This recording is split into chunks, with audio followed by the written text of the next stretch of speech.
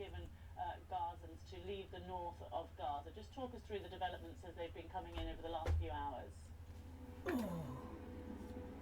Well, earlier the Israeli military said that it was giving another 3-hour window for residents of the northern half of the Gaza Strip to make their way south along the routes which it declared to be safe. And we have seen in the past couple of days now hundreds of thousands of people making that journey, some of them on foot with their belongings just in carrier bags or in rucksacks, some people with carts, with donkeys, other people with cars using up what little fuel they have left, because of course Gaza remains under this tight siege by Israel with no food, no water, no electricity and no fuel being allowed in.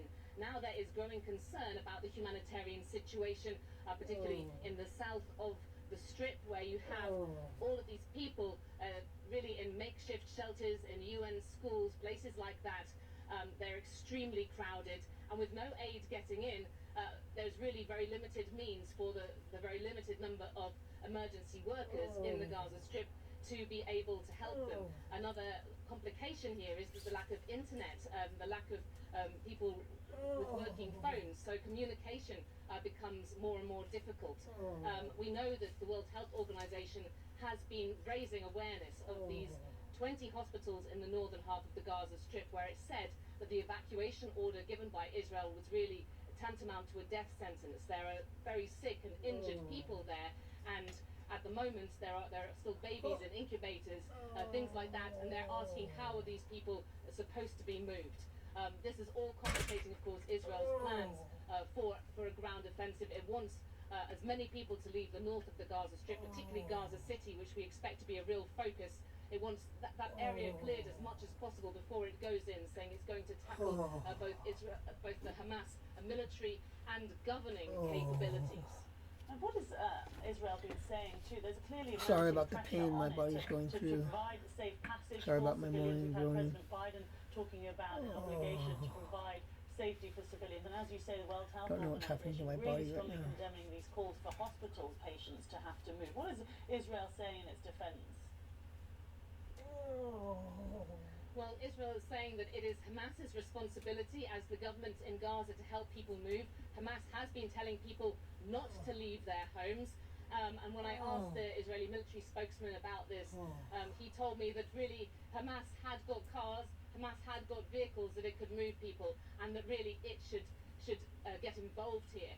At the same time, of course, yes, there is big pressure on Israel from surrounding countries. Jordan has called for humanitarian corridors. There's a lot of aid which has already arrived in the Sinai in Egypt. That's aid that could easily be taken into the Gaza Strip if Egypt was to open the Rafah crossing. Now, Egypt has said it's not going to do that to allow hundreds of people who have foreign nationalities who are stuck in Gaza. It's not going to allow them out until it gets some guarantees that aid can also safely be taken into the Gaza Strip. So that's the situation at the moment, and we know that the US Secretary of State Antony Blinken, on his trip, which really defines shuttle diplomacy, he's been going from country to country around the region.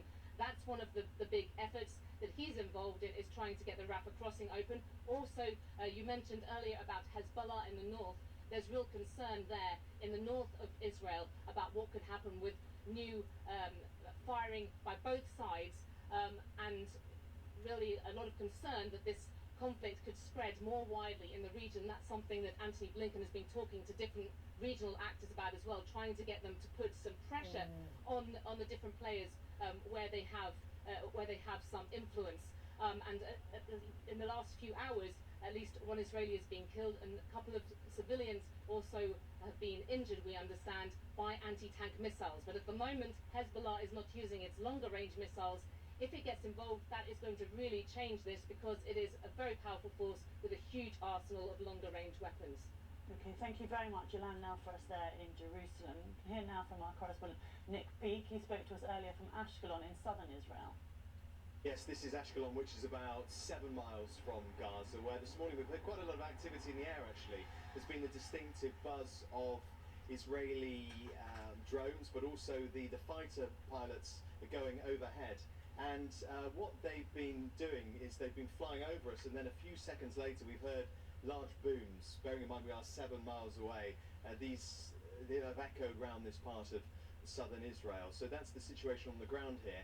We've just heard from the Israeli officials that there will be a window, a 3-hour window today, in which people in Gaza can move from the north to the south. That is along one specific route. Yesterday there were 2 routes that were opened up for a bigger window. These timings have very much slipped, but that's what the Israelis are saying today. All the while, of course, the United Nations saying that this is, completely unacceptable. The World Health Organization, for example, saying that trying to move people from the north to the south and it is, just not feasible. And they say specifically, when you look at 2,000 people, they say, who are in intensive care and also in maternity units, them moving from the north to the south, that is tantamount to a death sentence. So extremely strong language from them, all the while Israel saying that it's carrying out a proportionate response to the attacks by Hamas just over a week ago, and that this is all part of an act of self-defense on their part. There in Ashkelon. Well, a missile fired into Israel from Lebanon has killed at least 1 person. It hit a settlement near the border between the 2 countries. The militant group Hezbollah said it was behind the attack. Our correspondent Hugo Bachega gave us this update from Tyre near the border in southern Lebanon. So the Israeli emergency services have confirmed that 1 person was killed, a man in his 40s, 3 civilians were injured in this community, the community of Shtula, in northern Israel near the Lebanese border. And this is the first civilian death on Israel's northern border since the beginning of this war between Israel and Hamas. Now, Hezbollah said it had targeted this community with guided missiles, and they said this was in retaliation after the killings of 3 civilians here in Lebanon. They said that these civilians were killed as a result of Israeli attacks. The Israeli army hasn't confirmed that they were involved in these attacks, and I think this shows how volatile the situation is along the Lebanese-Israeli border. I mean, fears that Lebanon could be dragged into this conflict. Hezbollah, obviously a very powerful group with tens of thousands of rockets and missiles, tens of thousands of fighters as well. And we've seen that in the last few days, Hezbollah and Israel have exchanged rockets and shelling. So tensions are really high here in this region. And I spoke to a source close to Hezbollah who said that the group is on high alert, but that Hezbollah's next steps will be determined by what happens in Gaza, and if Israel goes ahead with this ground offensive in Gaza against Hamas. So again, a very tense situation, and with a number of incidents happening along this border here, I mean, fears again that this could become another front in this war. Hugo Bachega for us there in southern Lebanon. Well, thousands of Gazans have been fleeing the north of the territory after Israel warned the 1.1 million inhabitants to leave ahead of an expected ground invasion.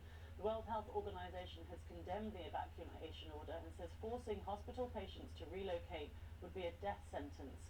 Earlier, I spoke to Tarek Yasarevich of the World Health Organization. Well, we are really concerned about this order because it would put at risk the lives of more than 2,000 patients in northern Gaza who have been treated in 2 major and many other smaller hospitals. There are lots of patients who are on life support, people on ventilators, people needing chemodialysis, newborn incubators, pregnant women with complications. So all these people cannot simply just be moved, and that's why we have called on Israel to reverse this decision, because health workers in north of Israel right now are still receiving patients in their facilities. There are lots of patients in corridors, even outside in the street, and these health workers are facing very difficult choice whether to leave and try to look for safety for themselves and their family, or to stay and treat the patients, but at the same time risking of being bombed. And third option, trying to evacuate patients, knowing very well that would do harm to those people who are at their care. It was Tarek Yasarevich from the World Health Organization talking to me a little earlier. Well, also earlier on today, Dr. Mustafa Barghouti of the Palestinian National Initiative held a press conference to talk about the situation in Palestinian hospitals. Now, Gaza Strip is deprived of water, deprived of electricity, deprived of food, deprived of medications and medicine, and deprived of internet and abilities to communicate. The situation in Palestinian hospitals is disastrous. Children are dying around the clock because of lack of electricity. Children who are in incubators will die or have died because there is no electricity. Israel is fighting not Hamas. Israel is fighting all the Palestinian people. Israel is attacking all the civilians in Gaza. And the vast majority of people killed there are Palestinian civilians, including children and women. The UN, the US, Egypt, Jordan and others in the region are working together to ensure civilians have access to water, food and medical care in Gaza. Rishi Sunak will hold talks later with the King of Jordan, who is visiting several European countries to discuss the situation in Gaza. King Abdullah has said that he's trying to rally international support to stop what he called the war on Gaza. I've been speaking to the country's Foreign Minister, Ayman Safadi, about the meeting, what can be achieved and how civilians can be helped. Obviously, out of fearing the enormity of the challenges, the destruction within Gulf, the whole region, if we're not able to stop the violence and stop the war and stop the tremendous human toll it's taking, we are working with all our friends and allies, and particularly here, starting with Jordan, Britain, to try and see how we can stop the escalation, and make sure that civilians are protected from both sides, get humanitarian supplies in, and also look for the day after. But the immediate goal is to stop the violence, stop the war, protect civilians, and get humanitarian supplies in. You may have heard my conversation earlier with our political correspondent talking about how Rishi Sunak released this statement last night, talking about his unequivocal support for Israel, talking about how we stand with Israel not just today, not just tomorrow, but always. And he has been criticised for not mentioning the civilians caught up in this in Gaza. Was that a disappointing statement for you to hear? I think, look, I mean, when it comes to civilians, we came in very, very clearly in Jordan and the rest of the Arab world, condemning the killing of civilians from both sides. Palestinian lives matter, Israeli lives matter. And we expect that our shared human values would dictate that we take a firm stand, all of us, against the killing of civilians, no matter what their nationality, what their identity is. What we all need to do is to support peace, to all speak against war, against violence as path to achieving anything, because it will not. It will just push us deeper into the abyss of violence and death and destruction. What we need to do is to support a new path, a path that will get us to a peace that will ensure safety, security for Palestinians, for Israelis, and for everybody in the region. We were just hearing in the last few minutes actually about missiles going over into Israel from southern Lebanon, and we've been hearing from Hezbollah in recent days talking about how they're fully ready to get involved when the time comes, they said. Do you get the feeling that the wider region being brought into this is inevitable? The danger is there. We are dealing with a very, very tense and difficult situation. As talk of a ground invasion continues, the images coming out of Gaza will just be provocative to everybody, that it will be painful to everybody, as were the images that came at the beginning of that. So the possibilities are there. That's why we're urging self-restraint. That's why we're urging for this war to stop, for civilians to be protected, because if that happens, then we're looking at the prospects of a regional war, and that would just bring more death, more destruction, more suffering to everybody in the region. And the sad thing is that for years we've been warning against this. For years we've been saying violence is not the path, the absence of hope is just not going to get us anywhere. And for years we've been working on trying to avoid this moment and to open a path that would restore faith in negotiations as a path to, again, addressing the legitimate rights of both Palestinians and Israelis, Palestinian right to freedom and statehood, and Israeli right to live in security. These two go hand in hand. You cannot have one without the other. Ayman Safadi there, Jordan's Foreign Minister, talking to me a little earlier. Let's go live now to Crispin Blunt, an MP for the UK's Conservative Party, who suggests that the UK could be complicit if in war crimes if Israel are deemed to have broken international law. Hello to you, Crispin. Talk us through what you make of the UK's reaction to what's been going on. Good morning. The United Kingdom government has given unequivocal support to the State of Israel, a statement repeated by the Prime Minister yesterday, and I'm uncertain that they fully understand the implications of the developments of international law, whereby if you are encouraging a party to undertake a war crime, you become complicit in that crime itself.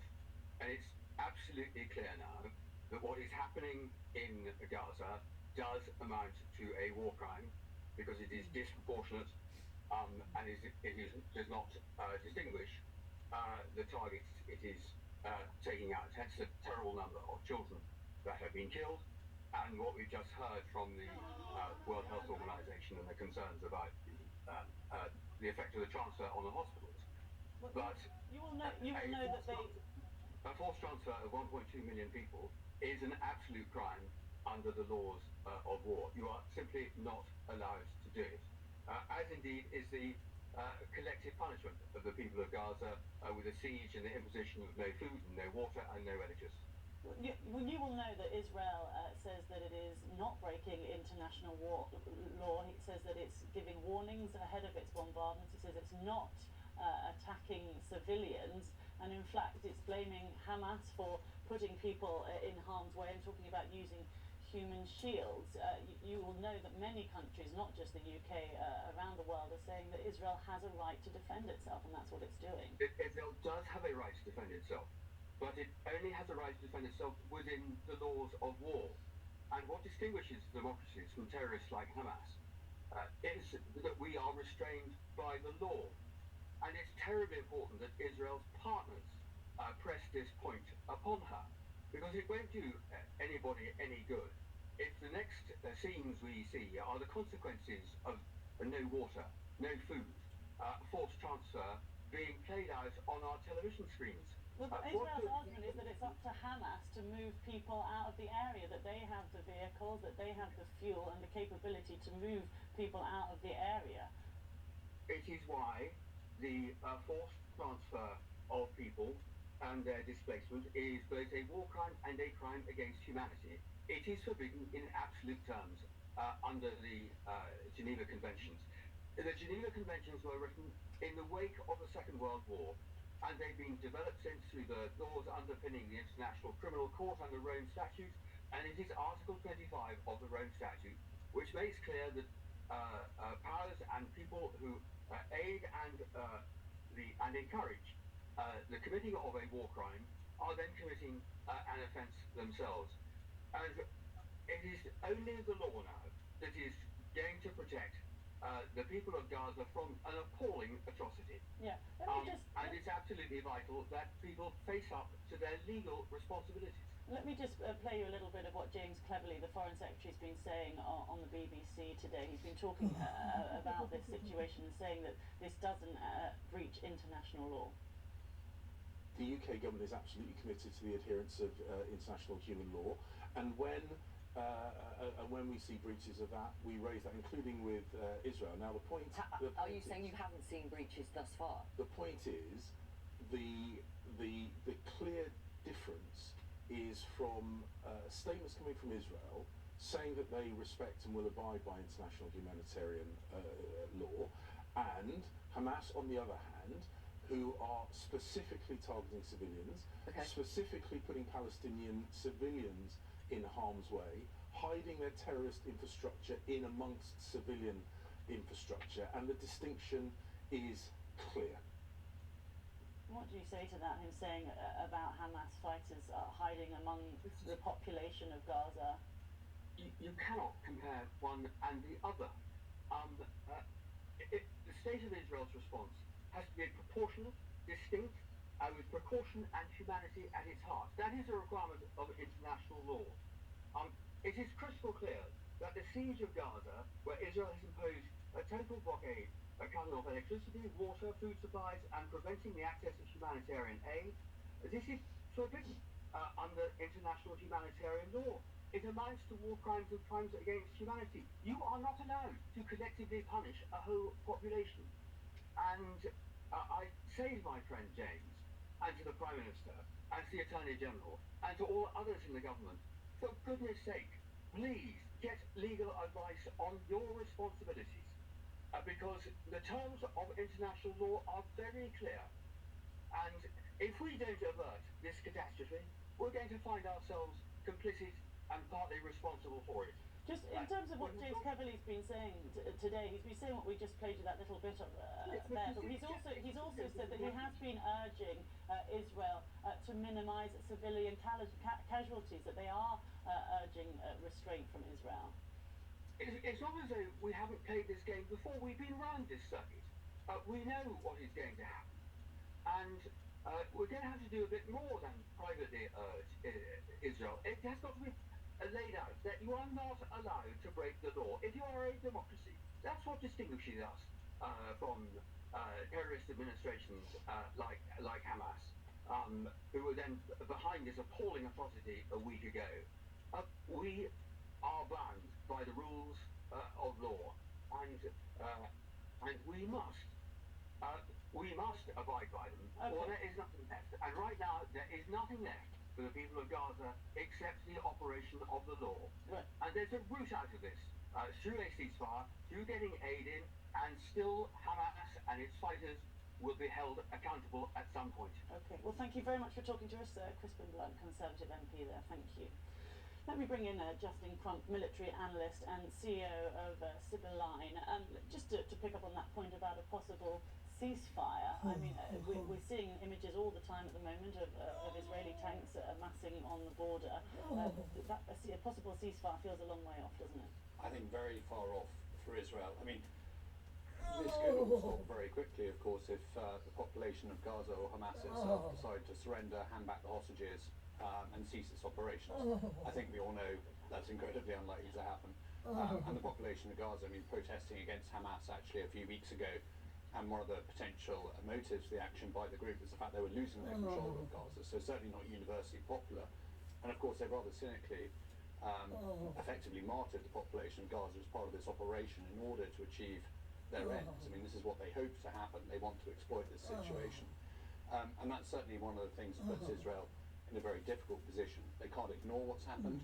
They have to go in on the ground operationally if they're going to clear out what we with slight black humour in the security field called the Gaza Metro, which are the kilometres, hundreds of kilometres of tunnels and infrastructure built in and amongst the city. Which Israel's trained specifically for, though, doesn't it? Very hard. But of course, you know, you've just called up reservists. The Israeli forces have gone from around 160,000 to around 400,000 in the space of a week. Those people have still got to re-prepare themselves. You can't just come off the street, pick up a rifle and start clearing this sort of desperately difficult tunnel infrastructure. It is a huge and complex operation requiring substantial preparation and of course a huge amount of firepower, as we've seen so far. And I think actually the fact that Israel has cleared an operations box is in itself very important. I know it's a huge movement of people. We've got to leave it there, I'm sorry, just because we're running out of time, but I think we're going to talk to you a bit later on, aren't we? So thank you very much for now, Justin Crump. You're watching BBC News, stay with us.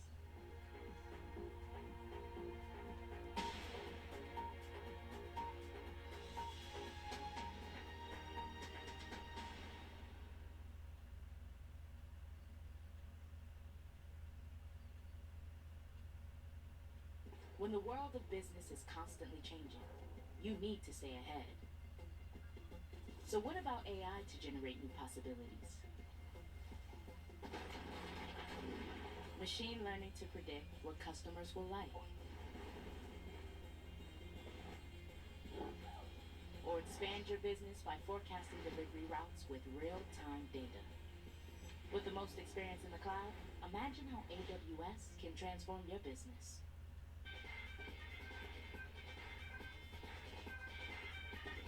Dazzling September and October.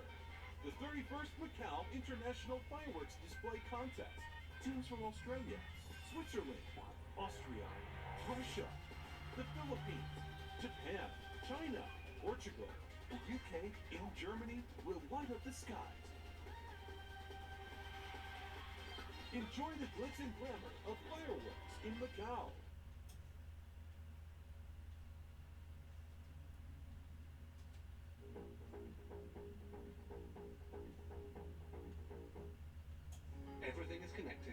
world of business.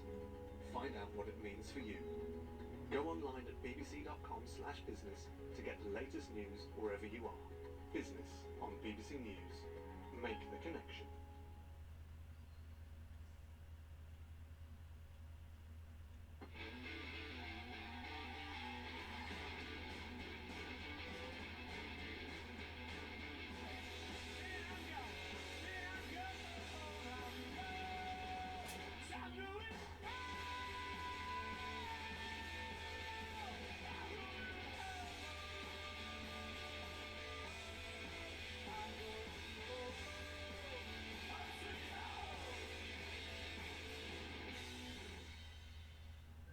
One in 3 children is now at risk of going to school on an empty stomach. When I'm hungry, my stomach starts to hurt a little bit. It's hard to think and concentrate. I don't have enough energy. But there's hope. By supporting Toonies for Tummies, 100% of your donation gives hungry children in your community the chance to start their day with a much-needed nutritious meal. When I eat breakfast, I have lots of energy. When it's gym, I can run really fast. Donate online today. This is Mary Ann's first time visiting Paris. Madame, où allez-vous?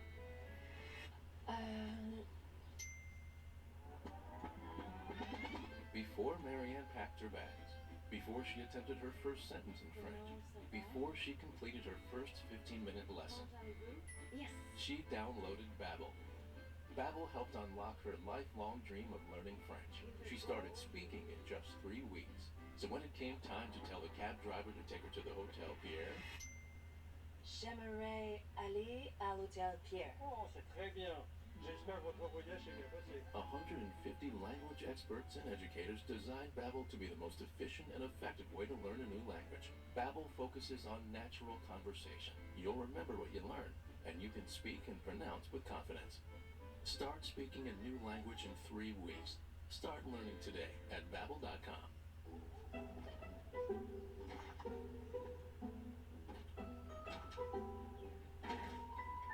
There's an easier way. With Thumbtack. Download the app today and care for your home from top to bottom.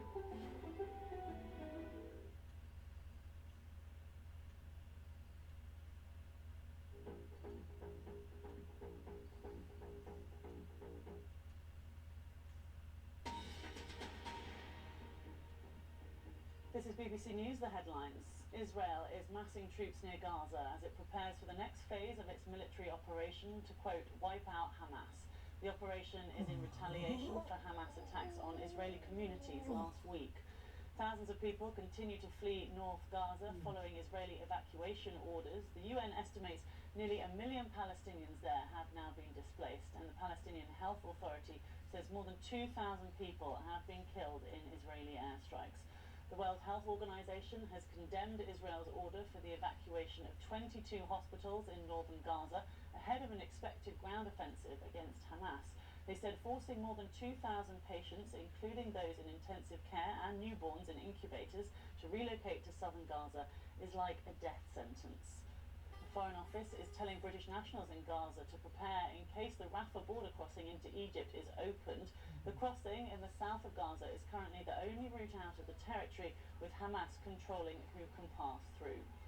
And President Biden has spoken to the Israeli and Palestinian leaders as the US steps up efforts to contain the escalating conflict. Mr. Biden urged Israel to provide safety for Palestinian civilians and to issue a condemnation of Hamas. Let's get more now on the situation in Gaza. The United Nations says nearly 1 million Palestinians have fled their homes in the Gaza Strip in the week since Israel launched its military response to the killings and kidnappings by Hamas.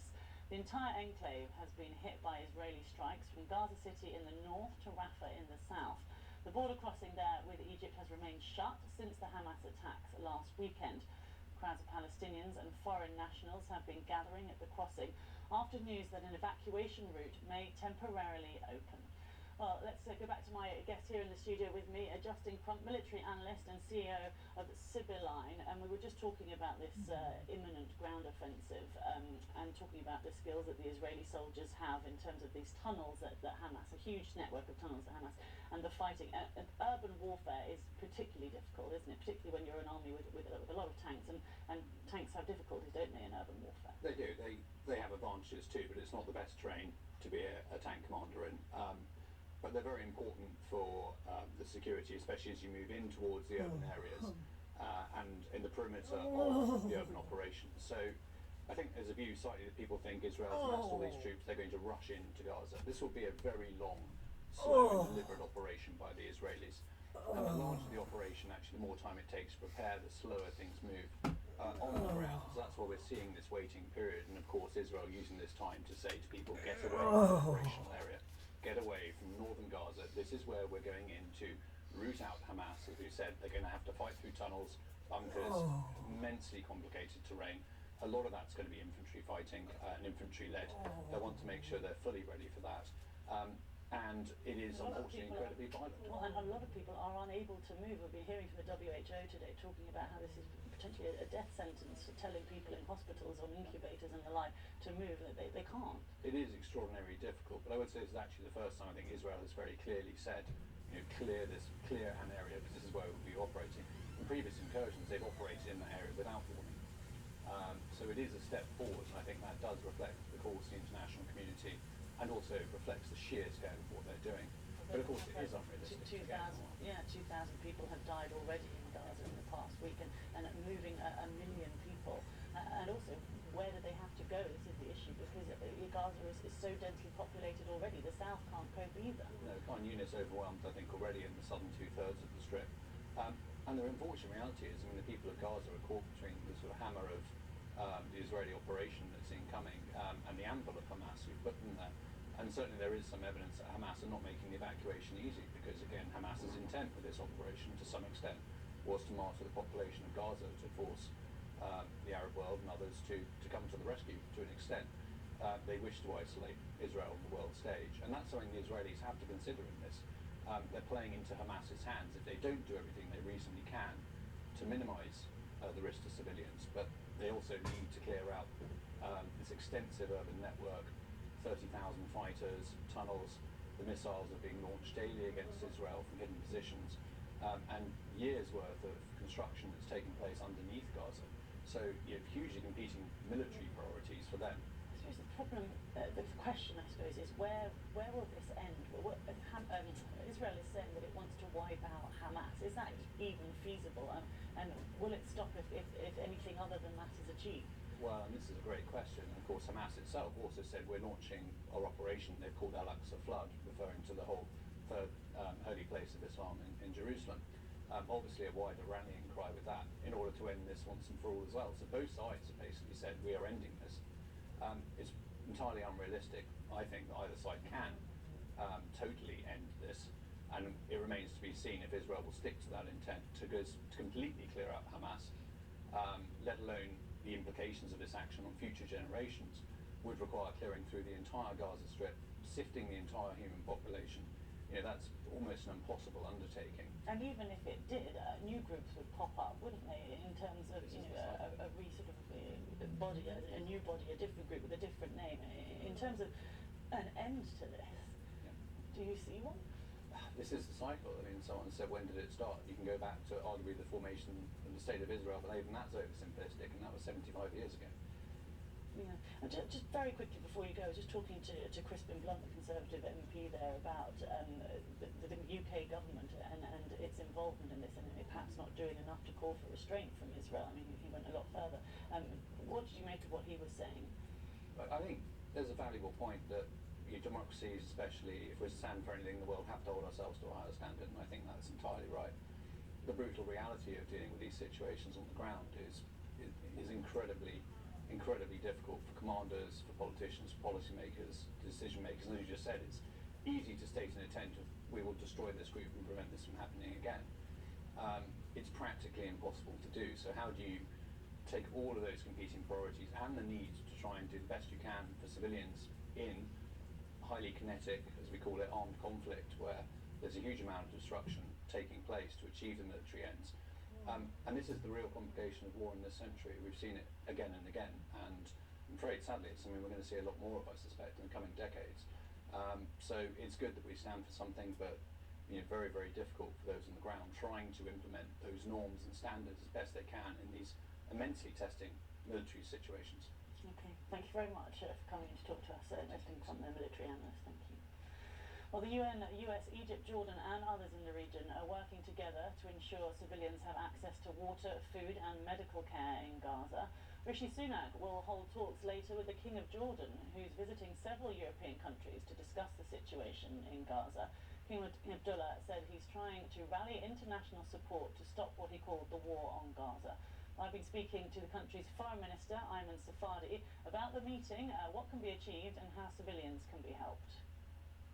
Obviously, out of fearing the enormity of the challenges, the destruction within the whole region, if we're not able to stop the violence and stop the war and stop the tremendous human toll it's taking, we are working with all our friends and allies, and particularly here, starting with Jordan and Britain, to try and see how we can stop the escalation, make sure that civilians are protected from both sides, get humanitarian supplies in, and also look for the day after. But the immediate goal is to stop the violence, stop the war, protect civilians, and get humanitarian supplies in. You may have heard my conversation earlier with our political correspondent talking about how Rishi Sunak released this statement last night talking about his unequivocal support for Israel, talking about how we stand with Israel not just today, not just tomorrow, but always. And he has been criticised for not mentioning the civilians caught up in this in Gaza. Was that a disappointing statement for you to hear? I think, look, I mean, when it comes to civilians, we came in very, very clearly in Jordan and the rest of the Arab world, condemning the killing of civilians from both sides. Palestinian lives matter, Israeli lives matter. And we expect that our shared human values would dictate that we take a firm stand, all of us, against the killing of civilians, no matter what their nationality, what their identity is. What we all need to do is to support peace, to all speak against war, against violence as path to achieving anything, because it will not. It will just push us deeper into the abyss of violence and death and destruction. What we need to do is to support a new path, a path that will get us to a peace that will ensure safety, security for Palestinians, for Israelis, and for everybody in the region. We were just hearing in the last few minutes actually about missiles going over into Israel from southern Lebanon, and we've been hearing from Hezbollah in recent days talking about how they're fully ready to get involved when the time comes, they said. Do you get the feeling that the wider region being brought into this is inevitable? The danger is there. We are dealing with a very, very tense and difficult situation. As talk of a ground invasion continues, the images coming out of Gaza will just be provocative to everybody, that it will be painful to everybody, as were the images that came at the beginning of that. So the possibilities are there. That's why we're urging self-restraint. That's why we're urging for this war to stop, for civilians to be protected, because if that happens, then we're looking at the prospects of a regional war, and that would just bring more death, more destruction, more suffering to everybody in the region.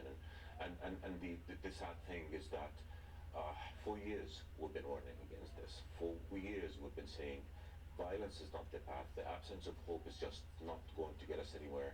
And for years we've been working on trying to avoid this moment and to open a path that would restore faith in negotiations as a path to, again, addressing the legitimate rights of both Palestinians and Israelis, Palestinian right to freedom and statehood, and Israeli right to live in security.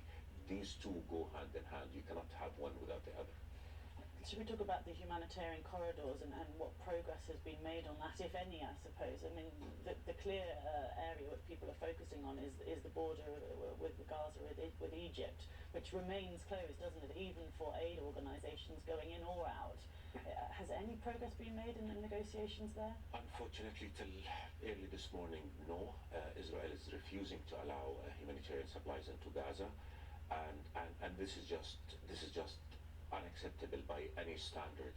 And again, to be frank, why is it that denying access to food and water and energy and fuel to Ukraine, a war crime, and we're not hearing the same narrative there. We know what happened is enormous, it's painful, it's just beyond words in terms of the human loss it caused, but we cannot do more of the same. I mean, why? There are 2.3 million people in Gaza in an area of 140 square kilometers, the most densely populated area on earth. These are innocent people. These are young women, children, elderly. Why should they be punished? Denying access to food is collective punishment, and that we should all be clear in saying that. None of us want this. None of us want war. None of us want people to starve. Israel will argue, obviously, that it has a right to defend itself from these horrendous attacks that it suffered a week ago. Also, we'll talk about how it can't negotiate with Hamas, and it seems like this ground invasion is imminent, doesn't it? And you know, you have to.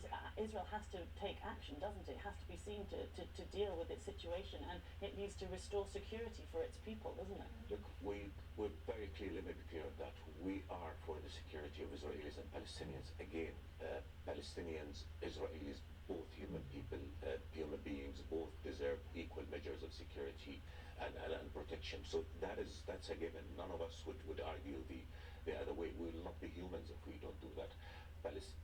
Israeli lives matter, Palestinian lives matter, but Palestinians are not less. What is going to happen? Can you see a diplomatic solution to this? There are deaths on both sides, and it's going to continue. We know that. Unfortunately, it doesn't look like that at this point, and that's what we're saying. If you continue down this path, the only thing that will produce is more death and suffering for Palestinians, for Israelis, and for everybody else. Israel has a right to peace. Palestinians have the right to peace and dignity and security and statehood as well. They go hand in hand. I think instead of just going down the path of war, which again carries the real threat of spreading to the whole region, let's just, I mean, the loss has been there, and it's painful and it's sad and it's tragic, but let's not go towards more losses from both sides, and let's focus on what can really bring security, and that is stopping the war, and all of us coming together behind a plan to stop this once and forever, and that only means a peace on the basis of the two-state solution. We've been there before. Can you imagine that this attack happens from Hamas, and then there is a realistic path to a two-stage solution off the back of it? Can you imagine Israel being willing to do that after this attack that has happened on its soil? Again, emotions are high, the loss is tremendous, the pain is deep. Nobody argues that, but it is our job as people in positions of responsibility to think of how do we really protect our people, how do we really give them a future. War is not going to achieve anything. It's not the first time we see this, unfortunately. It's like every year in, year out, we're in this place. And what did war achieve? What did violence achieve? Again, from both sides. It got us nowhere, it got us here. Ultimately, now I think the priority is just stop this craziness that's engulfing the whole region and pushing us all to the abyss, and let's just, as terrible as the losses are, for the Israelis, for the Palestinians, question is how do we get to a place where we're not in this space that we've been pushed into? We need to create our own space for peace. Now we're pushed into the space of violence and destruction. Practically, do you think that people should be allowed, that Palestinian refugees should be allowed into Egypt, to be allowed to leave? No, that is an absolute no. Memories of 1948 and 1967 are still pretty much alive among refugees in the region. Gazans need to be protected within Gaza.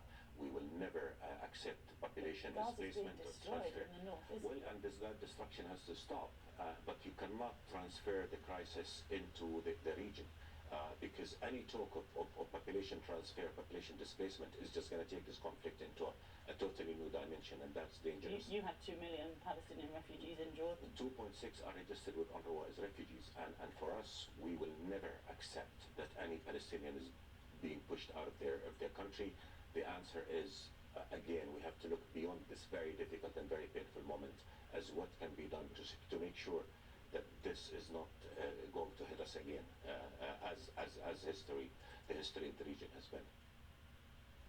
Safadi there, the Jordanian foreign minister, talking to me a little earlier. Now, it's still not clear how Hamas and other militant groups were able to launch their attacks last Saturday. Earlier, we spoke to Louis Sage-Passan, a researcher in intelligence at Loughborough University. He said it wasn't clear where the security failure lay. At this stage, we actually don't know that much about the intelligence around these events, the decisions being made by the government, by the security services in Israel ahead of the event. So as a result, it's probably a little bit too early to say outright that it's an intelligence failure.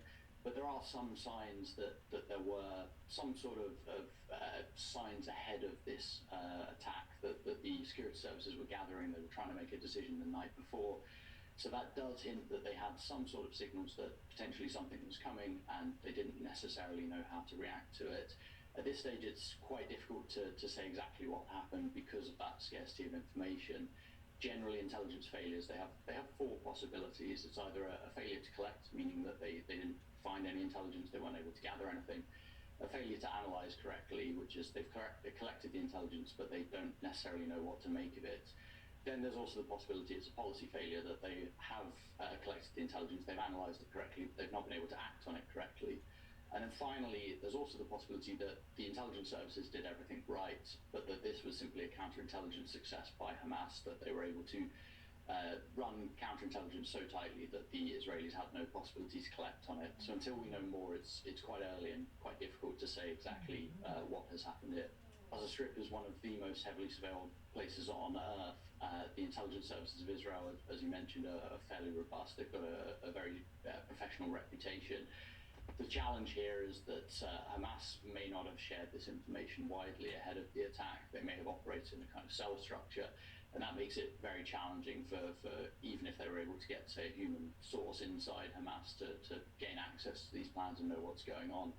As it looks like there may be a ground invasion of Gaza in the coming hours, we would imagine that Hamas have probably shuffled things around. They've moved headquarters locations, they've dispersed their forces so that they can kind of make any Israeli intelligence on Hamas dispositions out of date. So at this stage, it's really hard to say, but Israeli intelligence services do have some pretty sophisticated capabilities, so I would imagine they know about as much as any government about Hamas. Well, meanwhile, in the US, the Pentagon has ordered a second aircraft carrier group to the eastern Mediterranean. According to US officials, the USS Eisenhower is part of American efforts to deter hostile actions against Israel or any efforts towards widening the war. Brendan Kinney is a retired colonel with the US Marine Corps. He gave us this assessment of the US military build-up.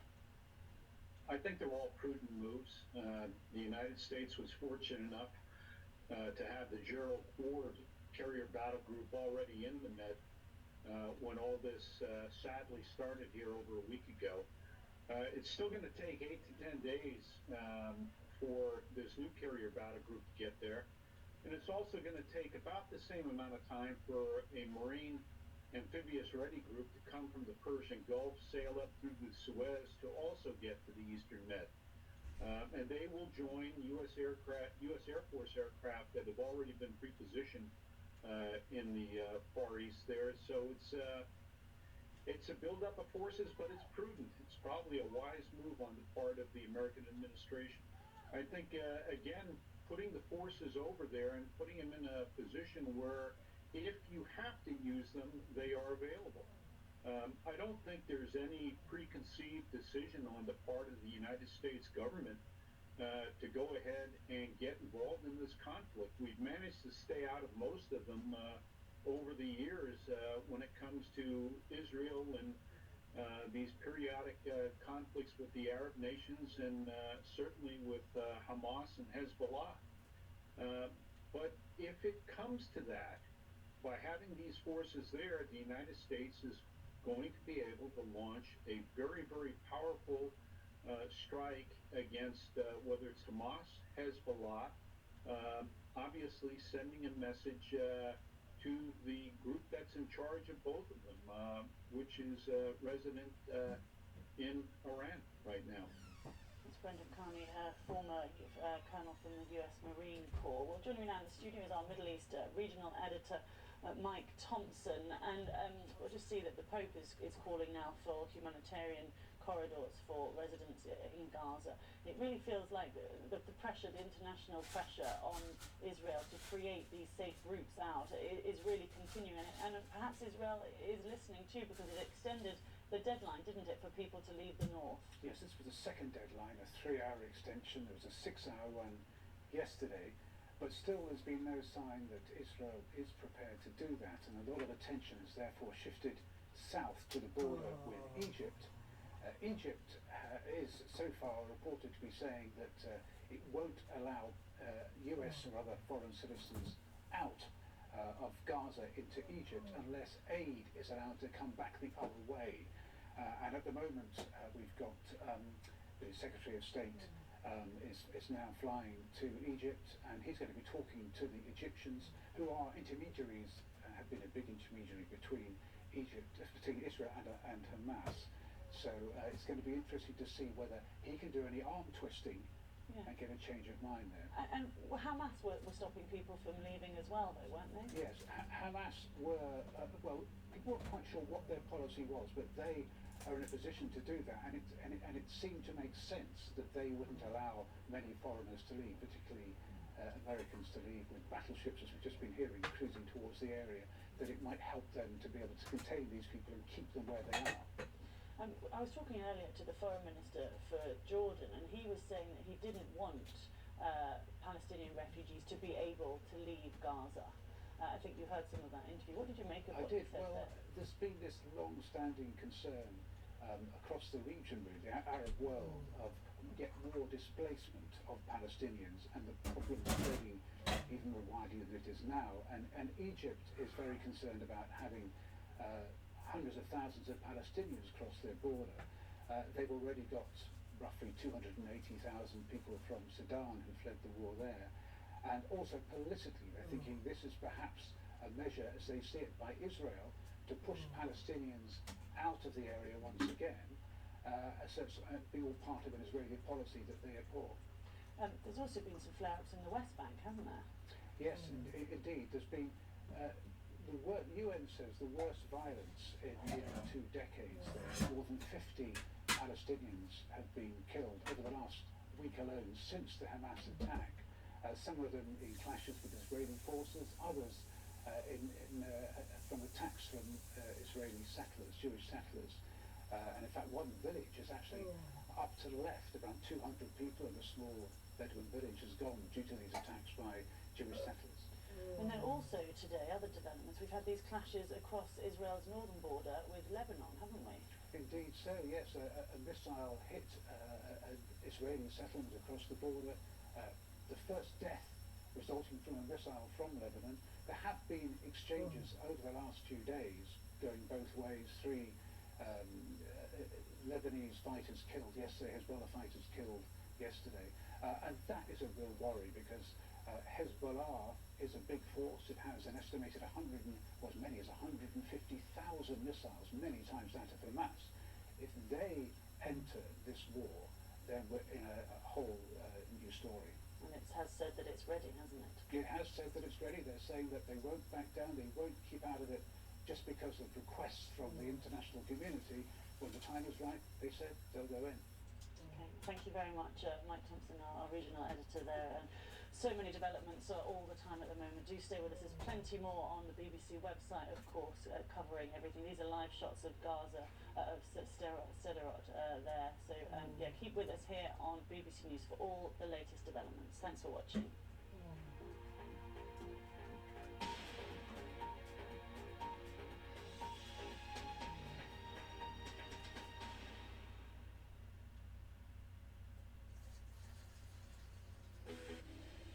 Yellow lines are everywhere, guiding us when we need a little help, giving us a heads up, and warning us before we cross them. So that when life doesn't give us a yellow line, Can you grab that? we know what to do. Let's keep it preventable. Discover crisp morning air.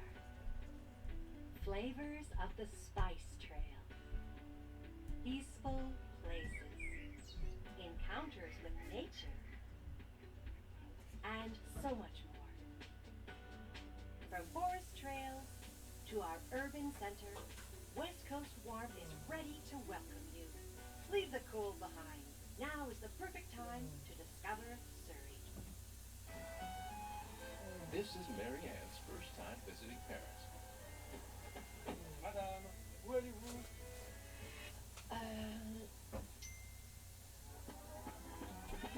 Before Mary Ann packed her bags, before she attempted her first sentence in French, before she completed her first 15-minute lesson, she downloaded Babbel.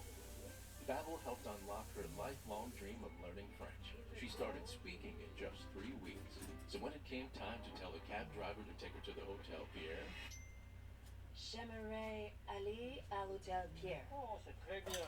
J'espère que votre voyage est bien passé. 150 language experts and educators designed Babbel to be the most efficient and effective way to learn a new language. Babbel focuses on natural conversation. You'll remember what you learned, and you can speak and pronounce with confidence. Start speaking a new language in 3 weeks. Start learning today at Babbel.com. You're a raver. Do I look like a raver? I've got bass in a back pocket. This is amazing. Dancing for like 4 or 5 hours of a gig, you can generate about 800 kilowatt hours of thermal energy. We're really talking to the plants, and they're telling us how happy they are. It can fly, but it can also float on water. Oh my god, that killed my quick. It's all about augmented reality. Beautiful, right? Beautiful. Totally and utterly immersed in another world there. Your Tech Update. Click on BBC News. Thwaites Glacier, it's an incredibly alluring and attractive place to go. I was really excited to visit because every coastline in the world will be changed by what happens in that part of Antarctica. So it's all the more important that we get there with our cameras and show people the changes that are taking place.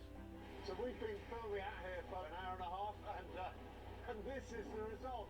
And it gives you an idea of why it's so hard to operate here. But there's also a story about getting to where we're going. It took us 5 weeks to get to the front of the glacier. Only 4 people had ever been there before. It has taken years of preparation to get the scientists out here. And because of all the delays, what I didn't expect was to be camping on ice for 5 weeks.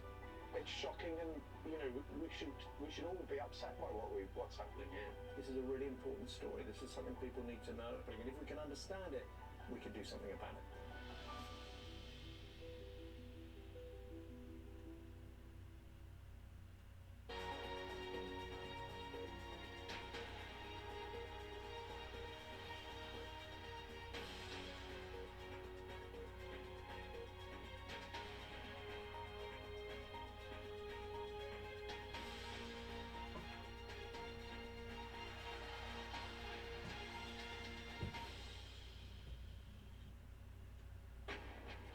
Live from London, this is BBC News.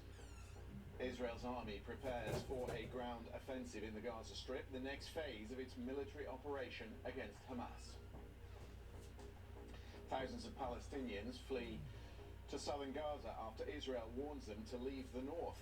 Our correspondent says he and his family are living in a room with 4 other families. I, for example, with my family, I share a very small space. It's like 2 bedrooms with about 4 or 5 families. Meanwhile, the UN's aid agencies have told the BBC that Gaza is being pushed into an abyss. Still no movement at the Rafah border crossing into Egypt. The US Secretary of State is due in Cairo this afternoon, and the British Foreign Office is telling its nationals to be ready in case it is opened. And President Biden has been speaking again to the Israeli and Palestinian leaders with news that a second US strike group is now on its way to the eastern Mediterranean to deter hostile actions against Israel.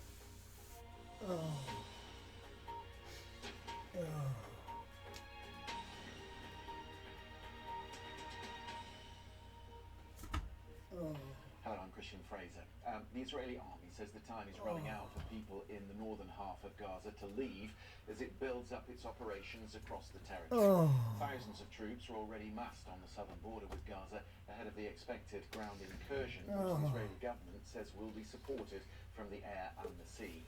Over 100 military targets were hit overnight, and the IDF said they've killed a senior commander.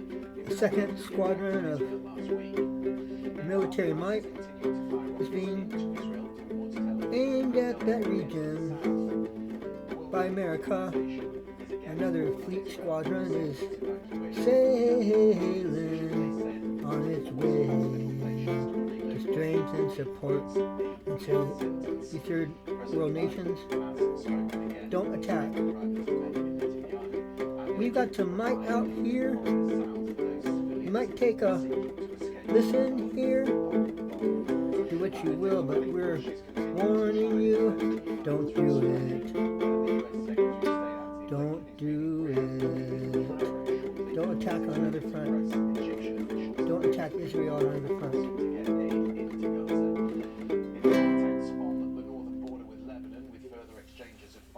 The Israelis have set up a 4-mile buffer zone on the border, but the US is sending a second aircraft carrier. This is the Eisenhower to the eastern Mediterranean. That group will join the Gerald Ford group that is already in the region as they seek to put pressure on Iran and its proxy Hezbollah. Well, let's cross now to our Middle East correspondent, Yilan now, who's been following events for his very busy morning already. Yilan, what can you tell us, first of all, about the situation on the southern border? Well, right down in the Gaza Strip, Israel's military gave a new window for Palestinian residents to head from the northern half of the Gaza Strip to go south. And we have seen people continuing to make their way south through the course of the day.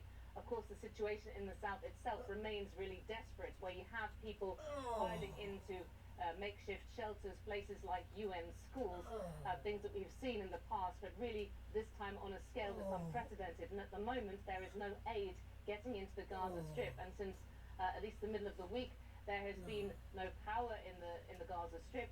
There's no fuel supplies, there's no food, and water is now in short supply because water has been cut off as well. The hope is that with Anthony Blinken talking to the Egyptians, that some arrangement can be made for Egypt to open up the Rafah crossing. It's the only crossing with the Gaza Strip that's not controlled by Israel. Israel has said that its approval should be given before any such action is taken. And Egypt is demanding that before it allows out hundreds of foreign nationals who have massed just inside the Rafah crossing on the Gazan side, people who have foreign passports that want to get out. It said that it will not let those people out, and of course there are a number of Americans among them, before aid is allowed in. Just looking at the pictures towards Gaza from Sderot this morning, hazy picture on the horizon, Yolande. Still rocket fire coming in. They don't seem able, the IDF, to quell the rocket fire that's coming from the direction of Gaza City. Yes, and even in the last few minutes we've had warning sirens going off in the centre of Israel, showing that there are militants still managing to launch these longer range rockets. Actually, many of the communities, the villages and towns, even places like Sderot, which are quite close to Israel's Gaza border, they have been now evacuated, so there are fewer people there. But what we have, of course, on the ground is these very large numbers of Israeli troops all lined up, waiting to begin this expected ground invasion. There are tanks there, lots of other armoured vehicles, and really what the Israeli military has said it plans to do is to go in to Gaza as soon as the area is clear enough, as soon as it's ready, and to clear out what it says are Hamas's military and its governing capabilities. There's a big expectation that a focus of its operation will be Gaza City itself, the biggest city within the Gaza Strip. Can you talk to us about the northern border, Yolande? Because there's been another exchange of fire. It's clearly very tense on the Lebanese border. What has the Israeli army done today? Well, what we've seen is this exchange of fire across the disputed border with Lebanon between militant groups in the south of Lebanon and the Israeli military. There was one Israeli civilian who was killed earlier by an anti-tank missile, and a couple of other people who were hurt as well. Really, these are the worst tensions we've seen along that border since 2006, when Israel fought a full-scale war with Hezbollah, the powerful militant group that dominates particularly in the south of Lebanon. And there is a lot of concern at the moment about what would happen if Hezbollah decides to get more involved. and of course it has a very big arsenal of weapons, bigger than the militant groups Hamas and Islamic Jihad, which operate out of the Gaza Strip. All of these are backed by Iran and are sworn enemies of Israel. Yolan, for the moment, thank you very much. We'll come back to you through the course of the day. I know you're watching updates from Jerusalem. Thank you for that. The Israeli army saying that hundreds of thousands of people have been relocated from the northern section of Gaza. As Yolan was telling you, our correspondent Rushdie Alouf is in southern Gaza. He and his family have left the north. They are now sharing accommodation with at least 4 other families. And he's reporting from outside a hospital in Khan Yunis, which is about halfway down the strip, where the doctors are running thin on vital supplies, including fuel to run the generators. He sent us this just a little earlier. It's 9 days since Israel started a retaliation against Hamas following the cross the border attack back on Saturday. The humanitarian situation is deteriorating, reaching the level of catastrophic, as the director of this hospital in Khan Yunis told me. He said we have as little as 200 liters of fuel to run all the essential operation for the hospital, and they're expecting tomorrow midnight should all of the generators in the hospital here will stop. This hospital is providing services not only for 4,000 people who originally live in Khan Yunis, but for another 500,000 Palestinians who are displaced from their homes in Gaza City and the north. And the hospital now is supposed to be treating, working to help 1 million people. Gaza is without electricity and without water, without any supplies for the last 9 days. Here in the hospital, I can see a lot of families are taking the hospital as a refugee because of the UNRWA school that is designed to accommodate people is full of people. Also, a lot of people are sharing houses. I, for example, with my family, I share a very small space. It's like 2 bedrooms with about 4 or 5 families. We are about 40 people in the same place. Imagine 40 people in the same place without electricity, without water, and without privacy. People are struggling to find food. People are struggling to find medicine. People are struggling to find water. And people are also expecting more to come if Israel decided to start a ground operation. And this city, especially Khan Yunis, remember very well back in 2014 when Israel invaded part of the eastern Khan Yunis and destroyed a whole neighborhoods, and hundreds of people were killed.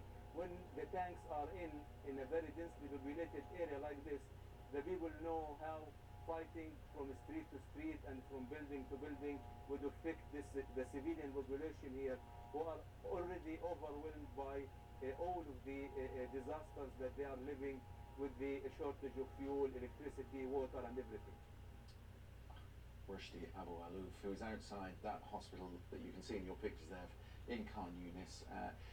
Relative calm at the moment, but of course that belies the enormous pressure the doctors are under. It's not just the chronic shortage of health supplies in the Gaza Strip at the moment, it is the shortage of clean water. Because the generators are the only source of power, there is no means to pump clean water, so there is real concern that we're going to see disease spread in Gaza City, with people now turning to agricultural water, such as the shortage. You might have just heard above Rushdie there that drone that was buzzing around. You hear the drones when you're operating in Gaza City, as I have in the past. You constantly hear drones like that over the top. These are armed drones, which reminds you constantly that you're under the eye of the Israelis and under the threat of bombardment at any minute, and it does play on your nerves, I can tell you. Just a word as well for our Arab crews that are working in Gaza City as well, alongside Rushdie. Very, very difficult to keep viewers informed, of course, when at the same time they're having to relocate their families and think of their families under enormous pressure themselves at the moment. So we're grateful for the reporting that they are bringing us along the way. Let's hear then from our correspondent Nick Beek, who is in Ashkelon, a city in southern Israel, which has continued to come under rocket fire today. He's just sent us this update.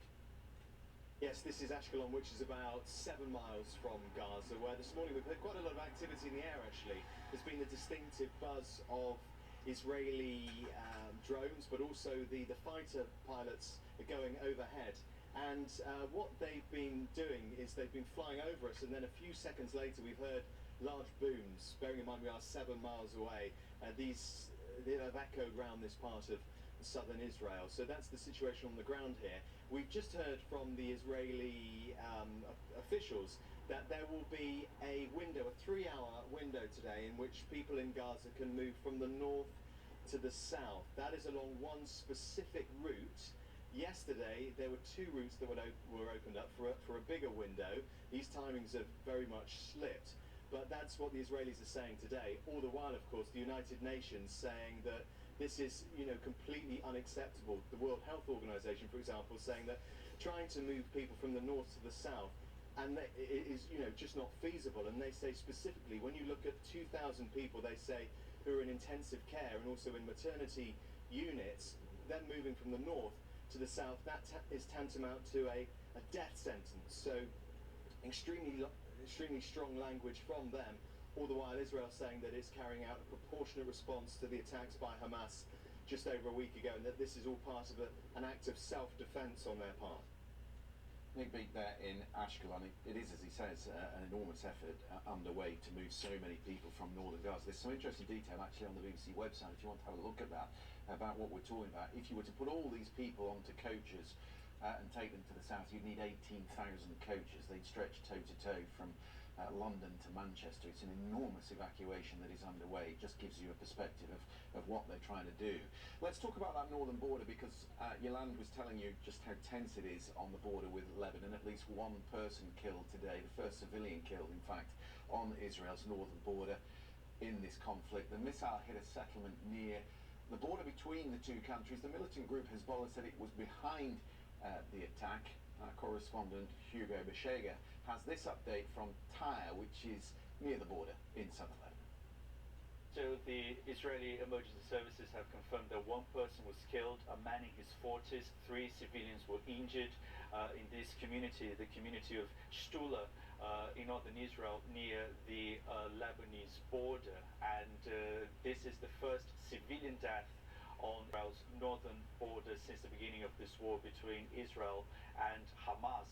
Now, Hezbollah said it had targeted this community with guided missiles, and they said this was in retaliation after the killings of 3 civilians here in Lebanon. They said that these civilians were killed as a result of Israeli attacks.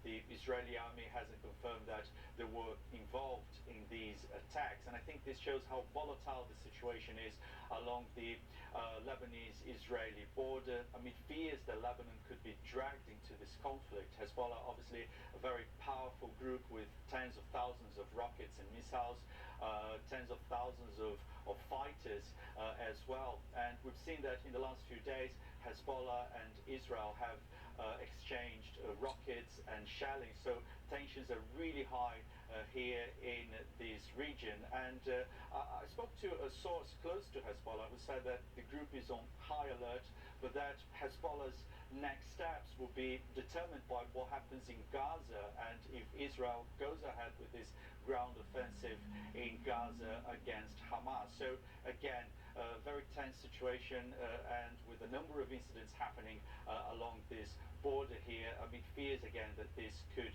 become another front in this war. We'll talk a little bit later in the programme about the diplomacy ongoing. Secretary of State Anthony Blinken due in Egypt to talk to the Egyptian President al-Sisi a little later. Let's talk about the operation then in the northern part of Gaza, the evacuation that is underway. 1.1 million people expected to leave before the ground invasion begins. Whether or not they'll get that many people out, we don't know. But the World Health Organization is again condemning the evacuation order and says forcing hospital patients to relocate, some of them on life support, of course, would be a death sentence. Earlier, the BBC spoke to Tariq Yasrevich of the World Health Organization. This is what he said. Well, we are really concerned about this order because it would put at risk the lives of more than 2,000 patients in northern Gaza who have been treated in 2 major and many other smaller hospitals. There are lots of patients who are on life support, people on ventilators, people needing chemodialysis, newborn incubators, pregnant women with complications. So all these people cannot simply just be moved, and that's why we have called on Israel to reverse this decision, because health workers in north of Israel right now are still receiving patients in their facilities. There are lots of patients in corridors, even outside in the street, and these health workers are facing very difficult choice whether to leave and try to look for safety for themselves and their family, or to stay and treat the patients, but at the same time risking of being bombed. And third option, trying to evacuate patients, knowing very well that would do harm to those people who are at their care. That's the word from the WHO in the last few hours. You'll have seen from those pictures cars that have been caught up in the bombardment, so it's not safe on the roads heading south either.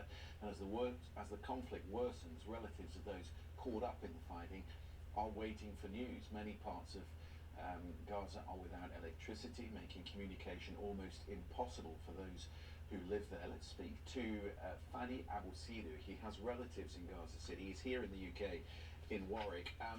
So when did you last speak to them? Last time I was in touch with them was Thursday, just after their flat was damaged and they had to evacuate it and seek shelter elsewhere with relatives and people around. And since then, I could not reach them at all. So who are we talking about? How many relatives do you have?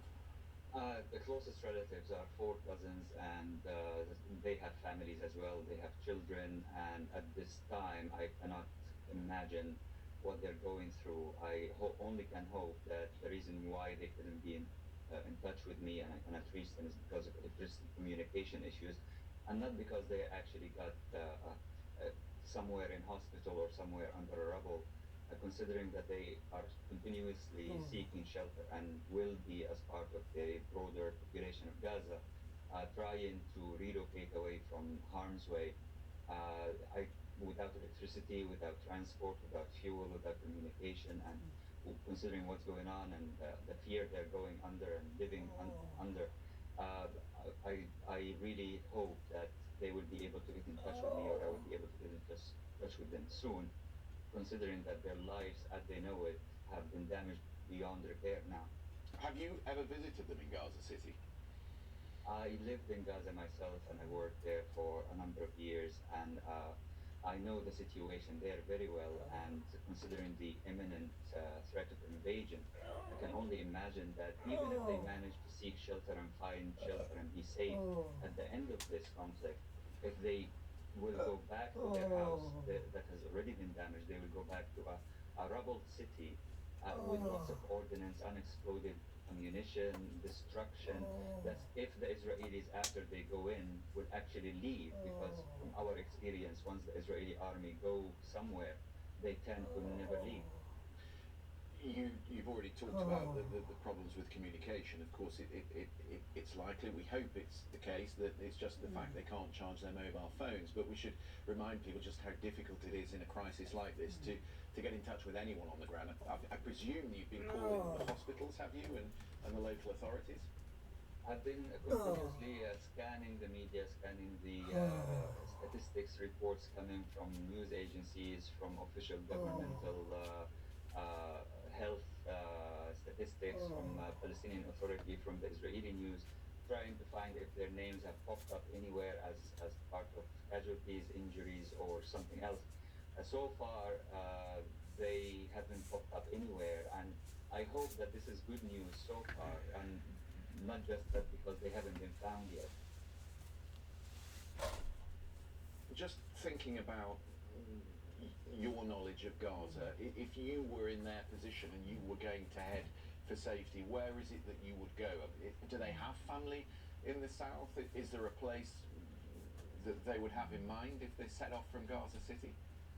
Well, I lived there, I know the area very well.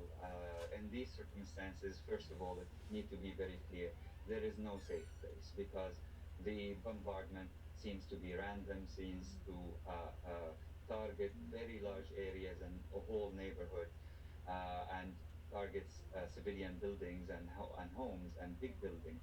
So what you might think is a safe place and a shelter and where families get together so they actually can support each other, that could lead to basically a higher number of casualties. People that have been trying to flee south have been turning back because the Khan Yunis, which is in the center of the Gaza Strip, is already being targeted by bombardment as well. So the notion of there is a safe place in Gaza for sure is quite misleading, because all the areas in Gaza are being targeted. People are losing their lives everywhere in Gaza. A safe place is not a reality. Yeah, somewhat underlined by the pictures that are in our screens at the moment, that plume of smoke coming from Gaza City, which tells you the bombardment is ongoing. Can I ask you, as someone who knows Gaza City well, about Hamas, because I understand the anger and the frustration that is directed at the Israelis, but Hamas is fighting from within built-up areas. They are firing rockets continually towards Israel, and they are urging civilians not to leave the built-up areas. What is the feeling of ordinary Palestinians towards Hamas, and are they able to express what they really think about Hamas? With regard to targeting Hamas, I mean, the Israeli army has been targeting what they say and claim Hamas targets on daily basis, on weekly basis for so many years. There are no targets left unhit multiple times. So I don't understand what legitimate targets the Israeli army will justify when hitting civilian population and cities and homes. That's first. There are no targets, and if Hamas has been conducting these operations, the Israelis' intelligence, the Israeli satellites, the Israeli communication is beyond capable of finding exactly where these attacks have been coming from, and they do target them immediately. There is no justification at all for going into a densely civilian populated area under the notion of targeting a group that is called Hamas. With regard to how Palestinians feel, Palestinians are not thinking beyond being alive, being safe, protecting their kids, and securing some food on daily basis.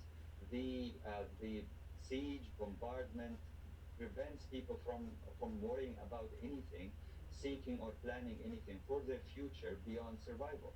So the whole notion of how Palestinians feel about Hamas and are their legitimate targets within Gaza Strip is really misleading.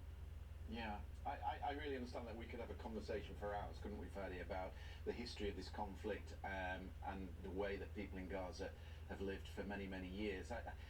It's just that last week, 2 weeks ago, people in Gaza were going about their ordinary life, and after the slaughter of 1,300 Israelis, this is where we are. And I'm just trying to get an understanding of how people in Gaza must be feeling right now.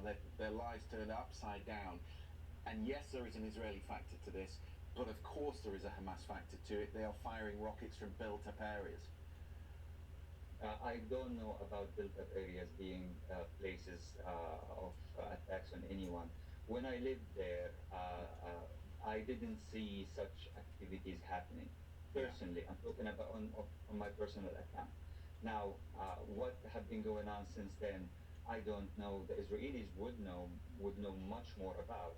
But then that they are not shooting, I think, from buildings. They are not targeting from any. I mean, those attacks last week happened on multiple fronts, which presented a very clear failure on the Israelis' part, claiming that what they've been doing have been securing their or conducive to their own security. But that does not mean that a big building of 12 floors that have been razed to the ground with tons of families in them losing their lives have been a platform for missiles. That is not true. Fanny, listen, we really hope you make contact with your family. I know you've going through a really anxious time at the moment. You must be desperately worried about them. Do get in touch with us if you manage to make contact. We're sending you our very best. Those are the pictures live from Gaza City. Another cloud of smoke appearing above built-up areas in Gaza this hour, and you can hear just in the background there the drones which are still buzzing over Gaza City this afternoon. We're going to bring you plenty more from the region, including the diplomacy with Secretary Antony Blinken due in Cairo. Stay with us.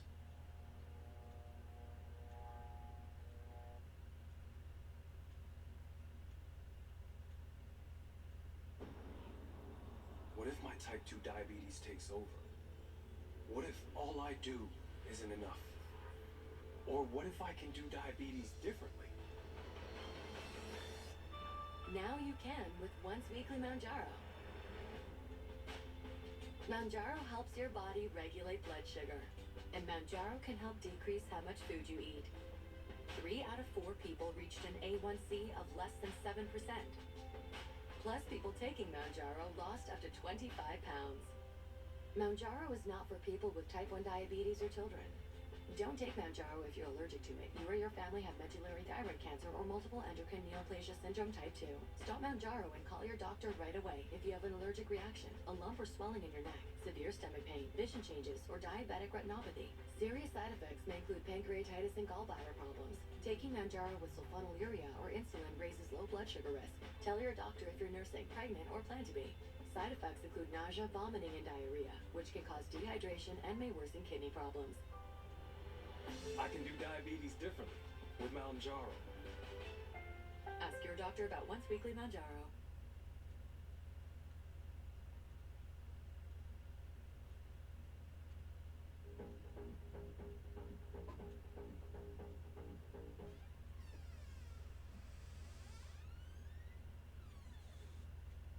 Wednesday nights are mystical on APTN. We might uncover something that's secretive. Tag along on a paranormal investigation on the other side. I have goosebumps right now. Witness a psychic medium connect the living with the dead on Spirit Talker.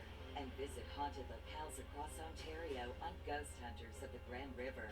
And the place that everybody's always afraid of is the hallway. New seasons begin Wednesday, October 25th on APTN.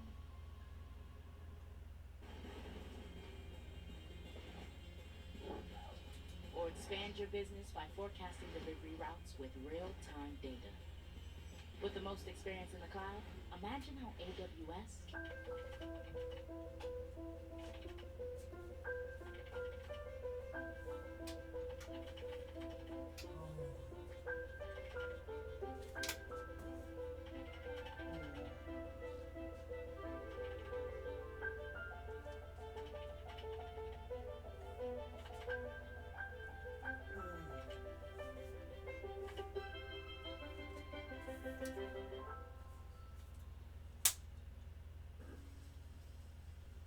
There is a lot that goes into becoming a licensed therapist. 2 years of graduate school followed by 2 years of clinical training. You literally have to do 3,000 hours plus of interactions with clients. It was quite a journey. I've been waiting for somebody just like you.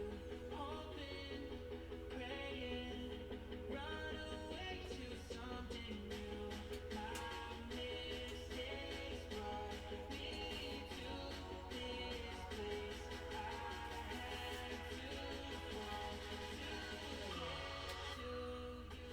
Find your someone at EliteSingles.com today. Touchdown on the BBC Sport website and app for the latest from the gridiron.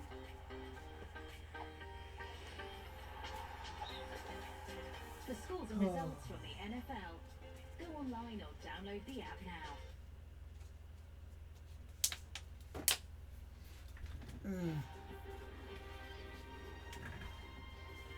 Oh.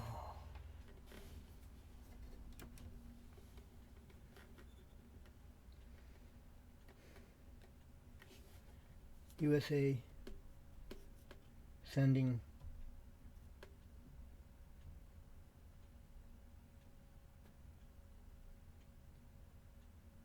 new fleet squadron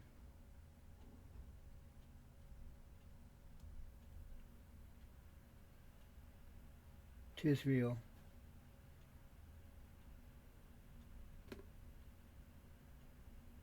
To buffer support and warn third nation actors not to get involved in Israel's war. A song by Paul Beckman, Paul the Rainbow Song. Also the new and first leader of humankind in the free world.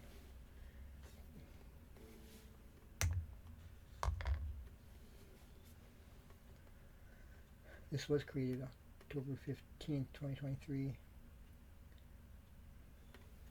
I couldn't find the song that was there for then, so I'm putting it in now.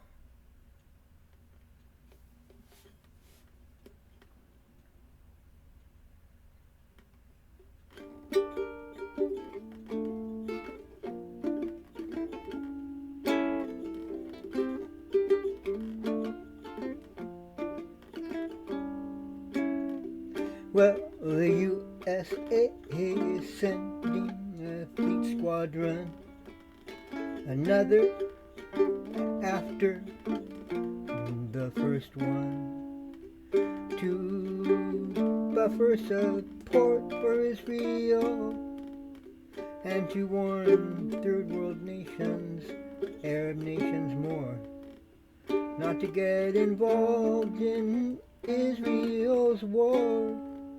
A show of strength, well, there you go. Oh, oh, oh, oh, oh, oh, ooh,